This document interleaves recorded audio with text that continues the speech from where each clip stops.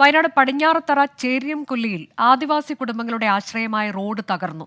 കബനിപ്പുഴയിൽ ജലനിരപ്പ് ഉയർന്നതോടെയാണ് റോഡ് തകർന്നത്. 35 പണിയ കുടുംബങ്ങളാണ് ഇവിടെയുള്ളത്. 4 വീടുകൾ ഇതിനകം വെള്ളത്തിലായി. സുർജിത് അയ്യപ്പ തയ്യാറാക്കിയ റിപ്പോർട്ട്. ഞാൻ നിൽക്കുന്ന പ്രദേശം പടിഞ്ഞാറത്തറ പഞ്ചായത്തിലെ ചേരിയംകൊല്ലി എന്ന് പറയുന്ന പ്രദേശമാണ്.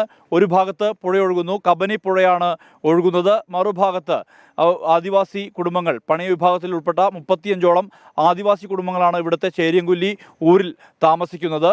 അവരുടെ ഏക വഴിയായ ഈ റോഡ് തകർന്നിരിക്കുകയാണ്. പുറംലോകവുമായി ബന്ധപ്പെടുന്ന ഏക റോഡാണിത്.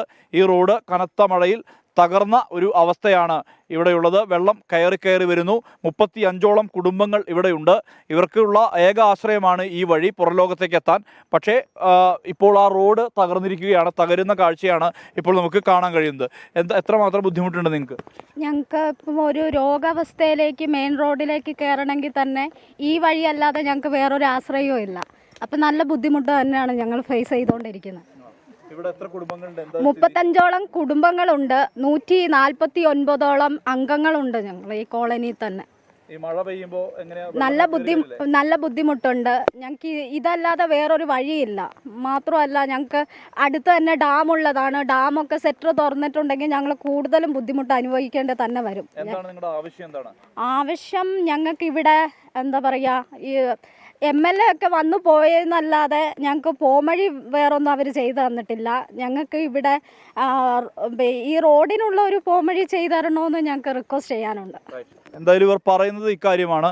ഈ റോഡുമായി ബന്ധപ്പെട്ട് നേരത്തെ ചില ഉറപ്പുകളൊക്കെ നൽകിയിരുന്നു എന്നുള്ളതാണ് പറയുന്നത്. പക്ഷേ അത്ര നടപടികൾ ഉണ്ടാവുന്നില്ല. നിങ്ങൾ ഈ മേഖലയിൽ ബന്ധപ്പെടുന്ന ആളല്ലേ, എന്താണ് ഇവിടുത്തെ അവസ്ഥ? 2019 പ്രളയം കഴിഞ്ഞതിന് ശേഷം എല്ലാ അധികാരികൾക്കും ഞങ്ങളതിൻ്റെ എല്ലാ അധികാരികളും പേപ്പർ വർക്ക് ചെയ്ത് കൊടുത്തിട്ടുണ്ട്. ആരെങ്കിലും വന്നു നോക്കുകയല്ലാണ്ട് യാതൊരു തീരുമാനം സർക്കാരിൻ്റെ ഭാഗത്ത് നിന്ന് ഒരു നടപടി കിട്ടില്ല. ഇതിന് ശക്തമായിട്ട് സമരമായിട്ട് തന്നെ മുന്നോട്ട് പോകാനുണ്ട്. ഇപ്പം തന്നെ 4 വീടുകൾ ആളുകളെ മാറ്റിപ്പാർപ്പിച്ചു. 4 വീട്ടിൽ വെള്ളം കയറിയിട്ടുണ്ട്. ഇതല്ലാത്ത വേറെ വഴിയില്ല. നിർബന്ധമായിട്ട് അധികാരികൾ കണ്ണ് തുറക്കണോ. അടിയന്തരമായിട്ട് ഈ പ്രദേശത്തിനെ രക്ഷിച്ചേ പറ്റുള്ളൂ. വയനാട്ടിൽ മഴ കനക്കുന്ന സാഹചര്യമുണ്ട്. എല്ലാ പുഴകളും വെള്ളം കയറുകയാണ്. ഇതിനിടയിൽ ഇവിടെ ഈ കോളനിയിലെ 4ഓളം വീടുകൾ ഇതിനകം തന്നെ മുങ്ങിയിട്ടുണ്ട്. 4 വീടുകൾ തൊട്ടടുത്തുള്ള പള്ളിയിലേക്കാണ് താമസം മാറിയിരിക്കുന്നത്. എന്തായാലും ഈ റോഡുമായി ബന്ധപ്പെട്ട് ഇവർക്ക് പുറംലോകവുമായി ബന്ധപ്പെടാനുള്ള ഈ റോഡ് നവീകരിച്ചു നൽകണമെന്നുള്ള ആവശ്യമാണ് ഇവർ ഉന്നയിക്കുന്നത്. മനു ദാമോദരനൊപ്പം സുർജിത് അയ്യപ്പത്ത്, 24 വയനാട്.